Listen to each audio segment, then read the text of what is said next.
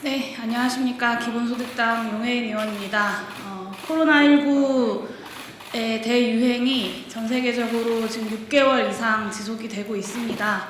그 중에서도 코로나19의 확산으로 인해서 확진 판정을 받으신 분들뿐만 아니라 코로나19 이후에 목숨을 잃고 병에 걸리는 분들이 계십니다. 바로 택배 노동자들입니다.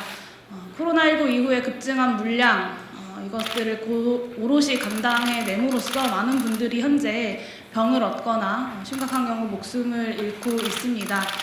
오늘 저희 용혜인 의원실에서 산업안전보건공단으로부터 제출받은 자료를 바탕으로 택배 노동자들의 산업재해 현황에 대한 발표를 하는 기자회견을 갖고자 합니다. 오늘 택배노조에서 위원장님과 수석부위원장님이 함께 해주고 계십니다. 네, 먼저 김태환 위원장님을 모시고 이야기를 들어보도록 하겠습니다.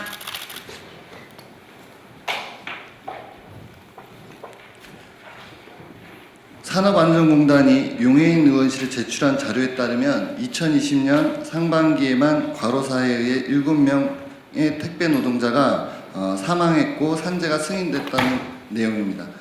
저희들은 이 내용을 대단히 충격스럽게 받아들이고 있습니다. 위 통계에는 과로사 대책위가 지금까지 주장해온 5명의 택배 노동자 사망 사건은 전혀 포함되어 있지 않은 것이기 때문입니다. 안산, 문산, 광주, 목포, 김해의 사망 사고는 현재까지 산재 신청 중에 있거나 적용 대상이 아니라 위의 통계에 잡혀 있지 않기 때문입니다. 합치면 2020년 상반기에만 벌써 12명의 택배 노동자가 과로로 사망한 것으로 확인된 사실이라는 것입니다. 알려지지 않은 죽음까지 포함하면 얼마나 많은 택배 노동자가 사망했는지 가늠하기조차 어려운 상황입니다. 더욱 충격적인 사실은 노동부가 이 같은 사실을 이미 파악하고 있었음에도 불구하고 현재까지 택배 노동자들의 과로사 사망 사고에 대해 한 번도 통계를 공개하거나 공식적 입장을 밝힌 적이 없다는 것입니다. 문재인 대통령은 8월 14일 택배 없는 날의 의미를 밝히면서 올해 들어서만 3명의 택배 노동자가 사망했다고 밝힌 바 있습니다. 대통령을 거짓말장이로 만들어버렸습니다. 이는 주무부서인 노동부가 택배 노동자들의 사망사고를 보고조차 하지 않았기에 발생한 불미스러운 사태입니다. 또한 노동부의 산하기관인 산업안전공단은 택배 노동자 인원을 18,792명으로 집계하고 있습니다. 이 중 11,384명은 적용제외로 산재 대상이 아니고 7,000명이 산재 대상이고 택배 노동자들의 산재 가입률은 38%라고 공식적인 통계에서 이야기하고 있습니다. 그러나 현재 택배 노동자들이 5만 명이라는 것은 정부 통계에서도 이야기하고 있습니다. 32,000명의 노동자들은 산업안전공단에 입직신고조차 되지 않은 유령의 존재가 되어버렸습니다. 노동부가 5만 명의 택배 노동자들이 존재하고 있음을 충분히 알고 있었음에도 아무런 대책을 강구하지 않고 관리감독의 책임을 외면한 것이라고 저희들은 바라보고 있습니다. 실제로는 5만 명 중 7,000명이 산재에 가입되어 가입률이 14%입니다. 통계가 왜곡돼 있으니 실효성 있는 대책을 내고 그런 것을 전혀 노동부가 하고 있지 않은 것이라고 저희는 바라보고 있습니다. 노동부는 산업재해의 실태를 감추고 통계를 왜곡하는 것을 넘어서 바로 내일 8월 13일 노동부 장관과 택배업계 사장들이 모여서 공동선언식을 진행한다고 합니다. 공동선언식 내용은 특별한 사유가 있는 경우를 제외하고 택배기사가 심야 시간까지 배송을 하지 않도록 노력한다는 이런 말도 안 되는 터무니없는 내용으로 채워져 있습니다. 심야 시간이라 함은 통상 저녁 10시를 일컫는 용어입니다. 노동부 장관이 택배 노동자들의 과로사 대책을 강구해야 하는데 그러지 않고 오히려 택배 사장단과 함께 아침 7시부터 저녁 10시까지 하루 15시간 주 90시간의 장시간 노동을 부추기는 어이없는 일들을 이벤트로 기획하고 있는 것입니다. 과로사 책임에 대책을 마련하라고 요구했더니 택배업체에게 면죄부를 주는 우리 노동부의 행태에 대해서 저희 노동조합은 중단할 것을 촉구하고 이를 규탄하는 입장을 말씀드리고자 합니다. 참으로 통탄스럽지 않을 수 없습니다. 감사합니다. 네, 내일 발표될 내용에 대해서도 저희 의원실에서도 좀 관심 갖고 지켜보도록 하겠습니다.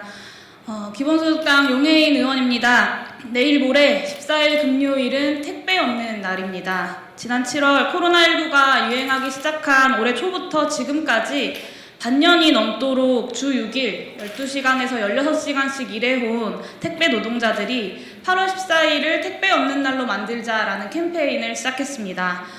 코로나19의 대유행 이후에 택배 노동자의 과로와 산재 증가를 희생으로 택배업계의 영업실적은 계속해서 성장하는 중입니다.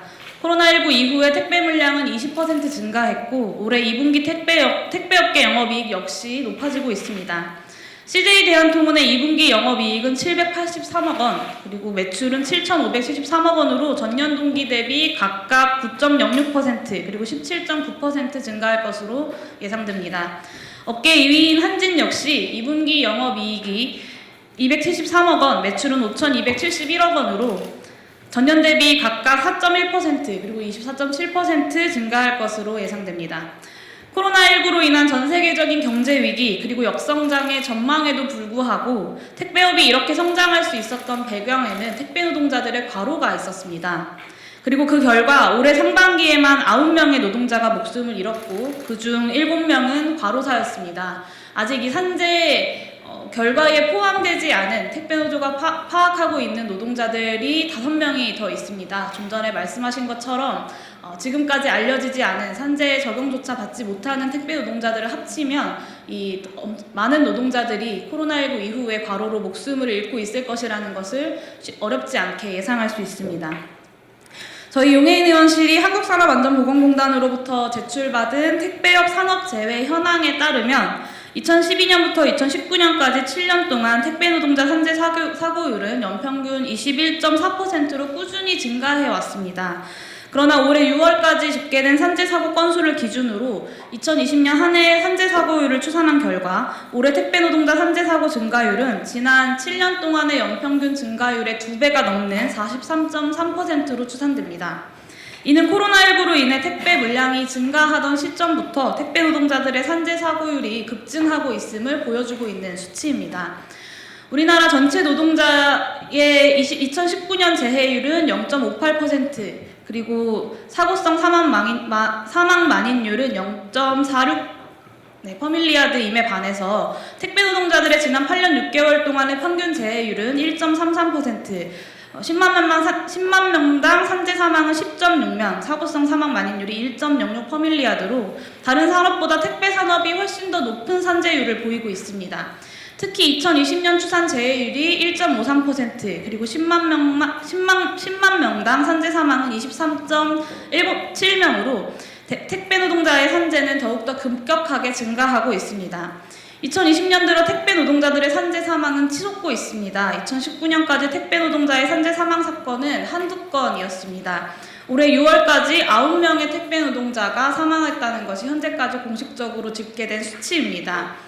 명확한 인과관계를 증명하지 못해 산재로 인정받지 못한 노동자들이나 산재보험에 가입조차 하지 않거나 못했던 노동자들을 감안하면 실제로 현장에서는 더 많은 택배 노동자들이 과로로 인해 병을 얻었거나 목숨을 잃었을 가능성이 큽니다. 택배 노동자들의 과로 상태는 저희 용혜인 의원실이 한국산업안전보건공단으로부터 제출받은 자료로도 확인이 가능했습니다. 질병재해자 전체 154건 중 26.6%에 달하는 41건이 뇌심혈관계 질환으로 확인되었습니다.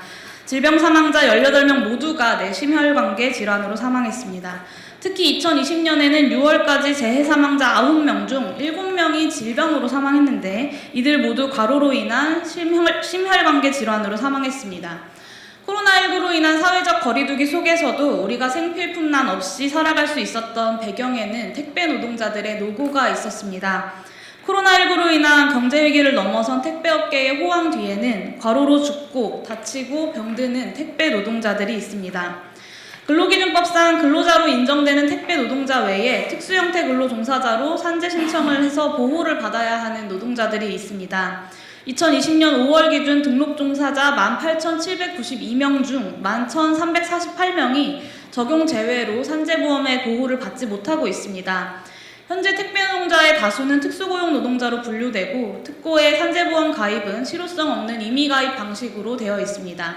택배 노동자의 산재보험 가입을 의무화하고 그 비용을 사용자가 전액 부담하도록 하는 제도 개선이 필요합니다. 또한 아침 7시 물류센터에서 반강제로 택배 분류를 해야 하는 공짜 노동의 문제, 병원에 갈 시간조차 없이 밤 12시까지 주 6일을 일해야 하는 초장시간 노동의 문제, 계약서조차 쓰지 않아서 일방적인 해고를 당하거나 수수료 조정을 당해야 하는 문제, 17년째 동결 중인 수수료 문제 등 택배 노동자들의 권리와 건강을 지킬 수 있는 제도 개선 방안을 모색해야 합니다. 오는 8월 14일 택배 없는 날은 택배 노동자들이 만들어냈습니다. 택배 노동자들의 요구를 받아 CJ대한통운, 한진, 롯데글로벌로지스, 로젠 등 주요 택배사가 참여하는 통합물류산업협회가 리프레시데이로 지정하면서 28년 만에 택배 노동자들은 최초의 휴가를 갖게 되었습니다. 이 택배 없는 날이 그저 업계에서 정한 하루의 이벤트로 끝나지 않도록 고용노동부가 택배 노동자들의 노동 안전에 대한 적극적인 대책 마련에 나서기를 촉구합니다. 국회에서도 택배 노동자들의 권리를 보장하는 구체적인 방안들이 논의될 수 있도록 저 또한 최선을 다하도록 하겠습니다. 고맙습니다.